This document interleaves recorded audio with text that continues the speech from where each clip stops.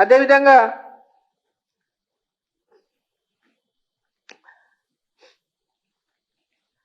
తెలంగాణలో మరి మనం అనుకున్నటువంటి స్థాయిలో మరి ఫలితాలు రాకపోయినప్పటికీ కూడా వాటిని విశ్లేషించుకొని మరి రాబోయేటటువంటి పార్లమెంట్ ఎన్నికల్లో కిషన్ రెడ్డి గారి యొక్క నాయకత్వంలో మరి ఇప్పుడు 1 నుంచి 8 స్థానాలకు వెళ్ళడమే కాకుండా 1 శాతాన్ని కూడా పెంచుకొని ముందుకు పోతున్నటువంటి నేపథ్యంలో నరేంద్ర మోదీ గారి యొక్క నాయకత్వంపై ప్రజలకు ఉన్నటువంటి నమ్మకమే గాని నరేంద్ర మోదీ గారు మళ్ళీ దేశంలో ప్రధానమంత్రిగా కావాలని ప్రజలు కోరుకుంటున్నటువంటి విషయమే గాని మరి ఇవన్నిటిని కూడా మరి తీసుకొని వచ్చేటటువంటి పార్లమెంట్ ఎన్నికల్లో పక్కా వ్యూహంతో మరి ముందుకెళ్లి మెజారిటీ పార్లమెంటు స్థానాలను భారతీయ జనతా పార్టీ సాధించుకుంటుందని చెప్పి సందర్భంగా నేను తెలియజేస్తా ఉన్నా.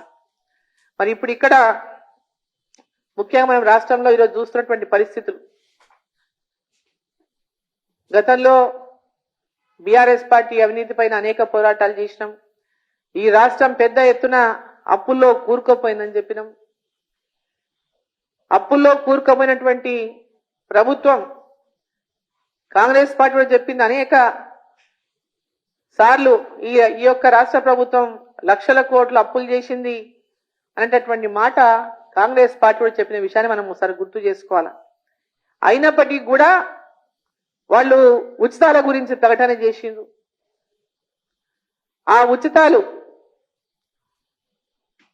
ఉచితాలను ఇవాళ ఆశగా ఎరవేసి మరి ఈరోజు ప్రజల నుంచి ఏ విధంగా అయితే బీఆర్ఎస్ పార్టీ అన్నాడు అట్లాంటి అబద్ధపు హామీలు ఇచ్చి ప్రజలను మభ్యపెట్టిందో ఈరోజు అదే విధంగా కాంగ్రెస్ పార్టీ మభ్యపెట్టేటటువంటి ప్రయత్నం చేసింది ఎన్నికల సమయంలో. కానీ ఇప్పుడు వాళ్ళకు ఉన్నటువంటి అనేక పెను సవాళ్లు ఉన్నాయి. ఈరోజు రాష్ట్రంలో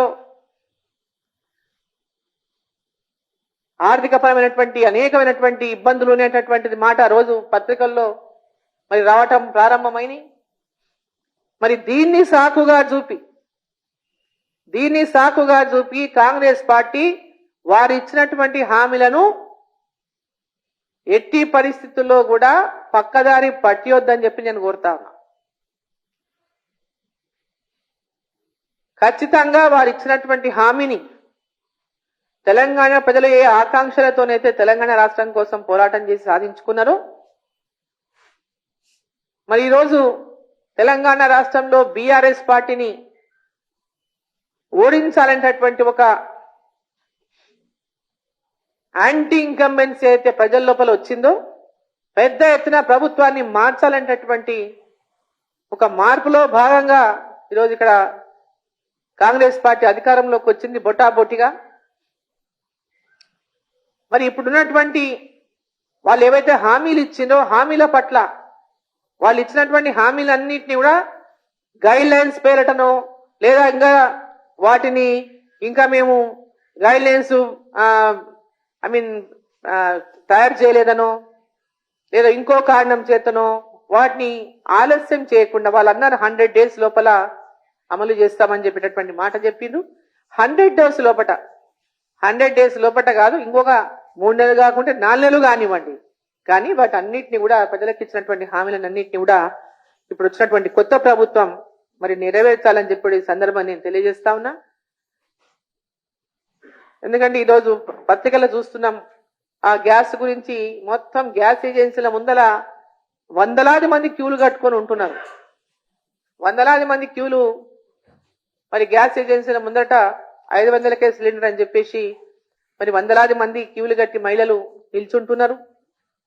మరి గైడ్ లైన్స్ ఏమైనా ఇమీడియట్ గా ఫ్రేమ్ చేయండి, వారికి ఇమీడియట్ గా మీరు ఇచ్చినటువంటి హామీ ఎప్పటి నుంచి నెరవేరుస్తారో తెలియజేయండి.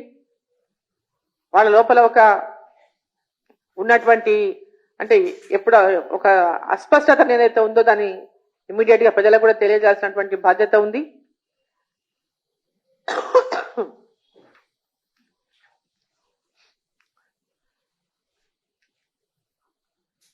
అదేవిధంగా ఇప్పుడు రైతు బంధు విషయంలో మరి ఎమ్మడే అమలు చేస్తామన్నారు. మరి ఇప్పుడేమో మరి పాత 5,000 ఇస్తాము, తర్వాత మిగతాది ఇస్తామనేటటువంటి మాట చెప్తున్నట్టుగా మరి మీడియాలో వార్తలు వస్తున్నాయి. మరి ఇమ్మీడియట్ గా వారు రైతులకి మరి నెక్స్ట్ క్రాప్ కి వేయవలసినటువంటి వాళ్ళ ఖాతాల్లో జమ చేయాల్సినటువంటి రైతు బంధు అమౌంట్ ని మీరు ఇచ్చినటువంటి హామీ ప్రకారం వారికి జమ చేయాలని చెప్పి సందర్భంగా నేను కోరుతా ఉన్నా. మరి మహిళలకు కానీ అదేవిధంగా ఇతర హామీల విషయంలోనే కానీ స్పష్టంగా ఎప్పటి నుంచి మీరు ఇవన్నీ అమల్లోకి తెస్తారో కూడా ప్రజలకు తెలియజేయాల్సినటువంటి అవసరం కూడా ఉందని చెప్పి సందర్భంగా నేను తెలియజేస్తా ఉన్నా. మనం ముఖ్యంగా కేంద్రంలో మరి నరేంద్ర మోదీ గారి ప్రభుత్వం, నరేంద్ర మోదీ గారు కూడా తెలంగాణ ప్రజల పట్ల చాలా అమితమైనటువంటి అభిమానంతో తెలంగాణ అభివృద్ధి పట్ల మరి వారు అనేక 2 టర్ములలో కూడా 9 లక్షల కోట్లకు పైగా నిధులు తెలంగాణ రాష్ట్రానికి ఇచ్చిండ్రు. ఈరోజు అభివృద్ధి జరుగుతున్నది. గ్రామాల్లో కానీ పట్టణాల్లో కానీ రోడ్లు కానీ అనేక ఇన్ఫ్రాస్ట్రక్చర్ కానీ ఇవన్నీ హాస్పిటల్ కానీ అంగన్వాడీలో కానీ స్కూల్ కానీ అనేకమైనటువంటి అభివృద్ధి కార్యక్రమాల్లో కేంద్ర ప్రభుత్వ నిధుల ద్వారానే ఈ రాష్ట్రంలో అభివృద్ధి జరిగింది. మరి కేంద్ర ప్రభుత్వం మరి రాష్ట్రం యొక్క అభివృద్ధి కోసం పూర్తిగా సహాయ సహకారాలు అందిస్తానని చెప్పి ప్రధానమంత్రి గారు చెప్పడం జరిగింది. సో వచ్చే మనం ఈరోజు రాష్ట్రంలో దేశంలో చూస్తుంటే మొన్ననే కాంగ్రెస్ పార్టీ యొక్క ఎంపీ రాజ్యసభ మెంబర్ ఇంట్లో 380 కోట్లకు 351 కోట్లు దొరికినాయని చెప్పి మనం ఒక ఎంపీ యొక్క కాంగ్రెస్ పార్టీకి దగ్గరలో ఉన్నటువంటి అతి దగ్గరగా ఉన్నటువంటి సాహు రాహుల్ గాంధీ గారు చాలా దగ్గర అని చెప్తారు. మరి ధీరజ్ సాహు గారి దగ్గర ఇంత పెద్ద అమౌంట్ దొరకడం, మరి పార్లమెంటు ఎన్నికలకు సంబంధించి వారు ఈ డబ్బునంతా జమ చేస్తున్నారనేటటువంటిది కూడా పెద్ద ఎత్తున ఈరోజు భావించాల్సి వస్తా ఉంది. ఎందుకంటే స్కాములు లేనటువంటి పాలనను ఈరోజు భారతీయ జనతా పార్టీ అందిస్తా ఉంది. గత 10 ఏళ్లుగా నీతివంతమైనటువంటి పాలన, అభివృద్ధివంతమైనటువంటి పాలన, దేశం అభివృద్ధే కాకుండా ప్రజల యొక్క సంక్షేమంతో పాటు రాష్ట్రాల అభివృద్ధి, గ్రామాల అభివృద్ధి, దేశం అభివృద్ధికి కట్టుబడి ఉండి నరేంద్ర మోదీ గారు ఒక పక్క పనిచేస్తా ఉంటే ఈ అవినీతి మహారాజులంతా, అవినీతి సామ్రాట్లంతా కలిసి నరేంద్ర మోదీ గారిని ఎట్లయినా గద్దె దించాలని అనేక రకాల కుట్రలు పన్నుతున్నా ప్రపంచ దేశాల్లోనే భారతదేశం గర్వించే బిడ్డగా నరేంద్ర మోదీ గారు ఇవాళ భారతదేశంలో ఉన్నటువంటి ప్రతి బిడ్డ ఏ దేశంలో ఉన్నప్పుడు గర్వించే విధంగా ఈరోజు భారతదేశం యొక్క కీర్తి ప్రతిష్టలు ఒక పక్క పెంచుకుంటూ ఇటువంటి నాయకుడు మాకు లేడనేటటువంటి విధంగా ప్రపంచ దేశాల్లోని అనేక దేశాల ప్రజలు ఈరోజు భావిస్తున్నటువంటి పరిస్థితిని మనం చూస్తా ఉన్నాం.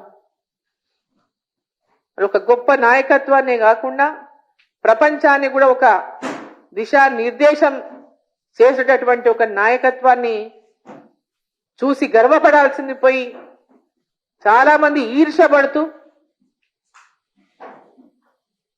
ఒక పక్క ద్వేషిస్తూ ఒక పక్క ఈర్ష్యపడుతూ నరేంద్ర మోదీ గారిని తిడితే వీళ్ళకేదో కీర్తి వస్తున్నటువంటి భావిస్తూ ఈ దేశ ప్రతిష్టను దిగజార్చే ప్రయత్నం చేసిన వీళ్ళందరికీ కూడా దేశ ప్రజలు గమనిస్తా ఉన్నారు. మొన్న వచ్చినటువంటి ఎన్నికల తీర్పే దీనికి సాక్ష్యం. ఛత్తీస్గఢ్ లో మేమే అధికారంలోకి వస్తామని చెప్పింది కాంగ్రెస్ పార్టీ, మధ్యప్రదేశ్ లో వాళ్ళే అధికారంలోకి వస్తామని చెప్పింది కాంగ్రెస్ పార్టీ, రాజస్థాన్ లో మళ్ళీ మేమే అని చెప్పింది కాంగ్రెస్ పార్టీ. మరి అక్కడ ఉన్నటువంటి ప్రజలకు నరేంద్ర మోదీ గారి మీద ఉన్నటువంటి విశ్వాసం మరి ఆ ఎన్నికల్లో తీర్పే స్పష్టం చేసిందని చెప్పి నేను తెలియజేస్తూ వచ్చేటటువంటి పార్లమెంట్ ఎన్నికల్లో కూడా 380 స్థానాలకు పైగా లాస్ట్ 2019 లో 303 అయితే వచ్చే ఎన్నికల్లో 403 కూడా సాధించేటటువంటి విధంగా భారతీయ జనతా పార్టీ అధికారంలోకి వస్తుంది. తిరుగులేని మెజార్టీని భారతీయ జనతా పార్టీ వచ్చే పార్లమెంట్ ఎన్నికల్లో సాధిస్తుందని చెప్పి సందర్భంగా తెలియజేస్తూ